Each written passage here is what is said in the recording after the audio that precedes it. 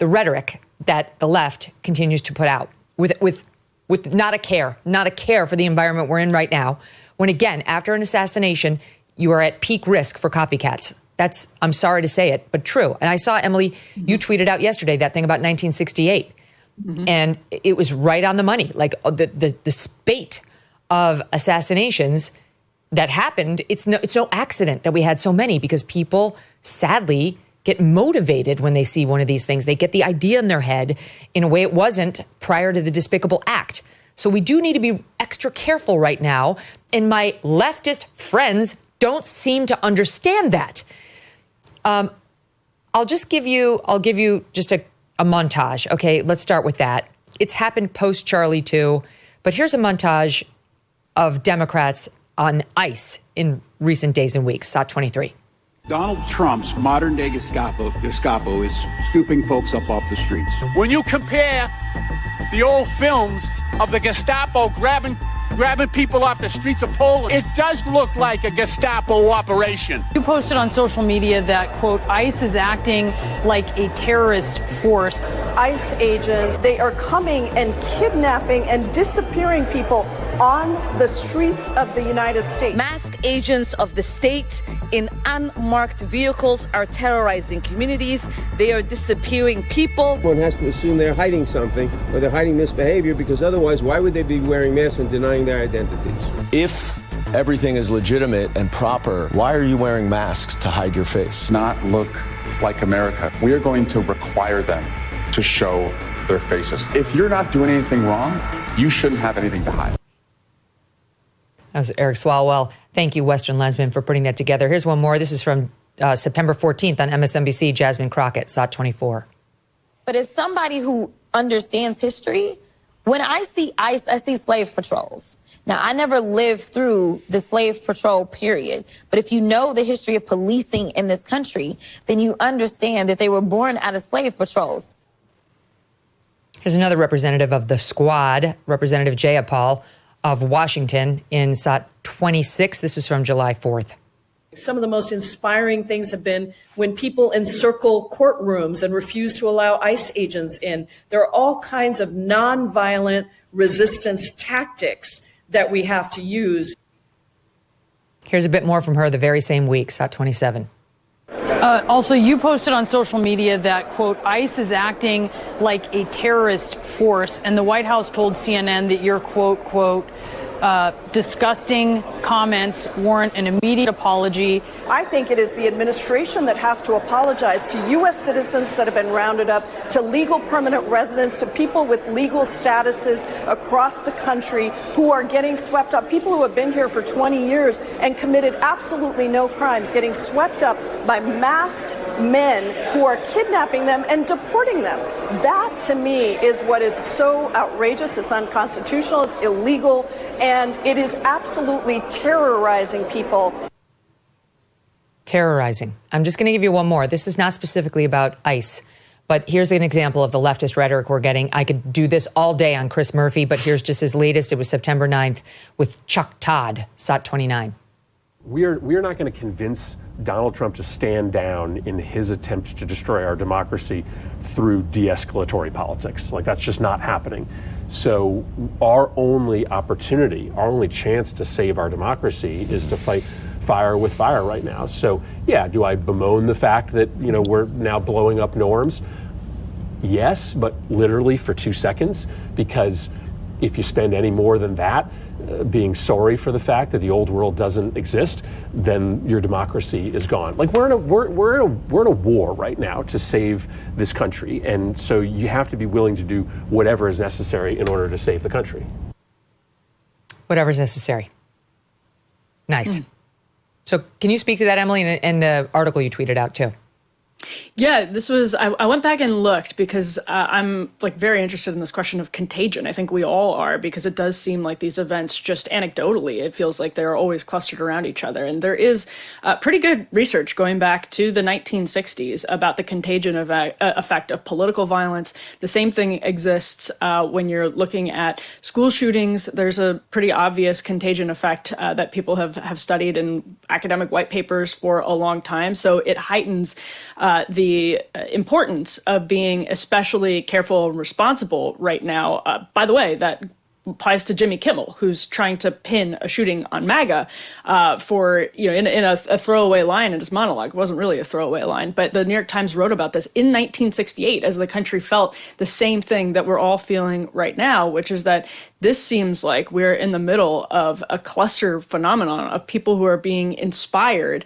And these, if you go into the depths of the internet, you do find people who lionize shooters. And these acts of heinous violence become memes. And you can see where sick, twisted, lonely, messed up individuals take this on as actually sort of a weird part of their nihilistic political ideology. And that's something people need to be extremely careful about when they're talking in the language of war, literally, as Chris Murphy just did. This is it's serious. And to immediately go, think about Jasmine Crockett here. This is or the Gestapo. Let's take the Gestapo claim. The Gestapo, as someone who knows about history, Jasmine Crockett should know, was responsible for rounding people up and putting them in concentration camps and death camps. Concentration camps and death camps. The Gestapo was doing that. There is no equivalence between the Gestapo in that sense, which is what most people recognize when they think of the Gestapo, and ICE. Secondly, there was actually a link between indentured servitude and arguably slavery and the border. And it was the millions of people who were being trafficked by the head by cartels to the border. And Jasmine Crockett did not give a damn for years about the mass trafficking that had people literally as indentured servitudes coming to the United States, having to repay the debts to cartels that let them basically take out on credit their own lives to come into the United States and repay them by trafficking drugs and other humans and all of that. That they had no concern about whatsoever. Now they want to get mad. That's another thing driving me nuts right now. They caused this problem. This is all of their making. They opened up the southern border for some inexplicable reason, probably to get voters, but they didn't make it clear why they did it. They just violated the law, opened the border, and let some 10 to 20 million illegals, dangerous, many of them, flood in. All we're trying to do is get a tiny percentage of them out. We'd love for them all to go, but that's not possible. So we're trying to get some tiny percentage of them out.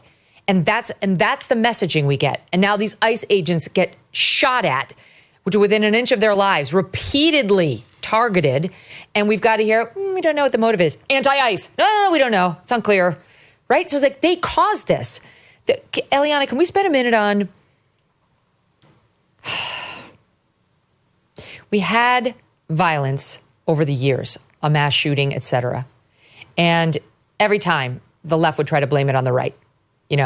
Some crazy Ben Shapiro said X, or like Ted Cruz, take your pick, said X. And the general response by the right was crazy people are out there. Sarah Palin, exactly. That was New York Times blaming her for the Gabby Gifford shooting.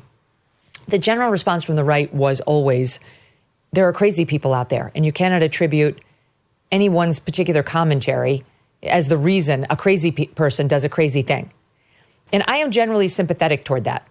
Like, my mom spent her life working in mental health. I've heard a lot of stories about people who are genuinely disturbed and how difficult it is to get them better. However, I just think we're in a very different moment right now. Like I said, our people are actually being shot. Corey Carpenteri is dead because of a political assassin's bullet. Trump was shot in the ear as a result of that same guy, and almost shot again a couple weeks later on his golf course.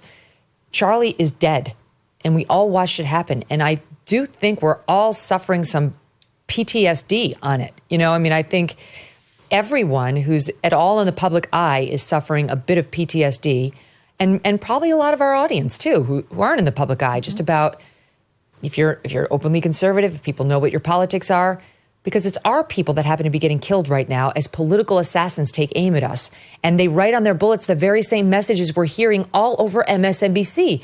So I feel like we have cause to object to the rhetoric. We have particular cause here. But I recognize the defenses that I'm hearing from the left is like, they're crazy and I'm allowed to say what I want to say. And no, I won't lower the temperature because we can't stand ICE. And we didn't like Charlie Kirk's political messages. So how do you make sense of it? Well, look, I think you have to take these things on a case-by-case basis.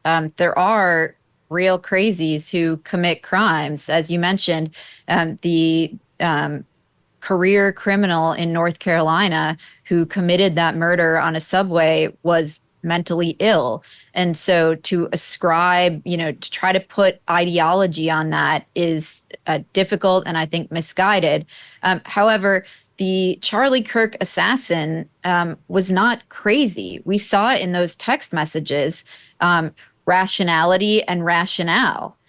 He tried to cover up what he was doing. He had a plan. He had a plan of escape. He tried to protect his lover and cover his tracks and directed his lover to delete his text messages.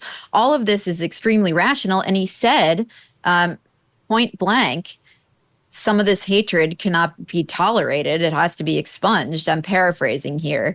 But there are cases, obviously, in which you can ascribe clear motive, and that is one of them.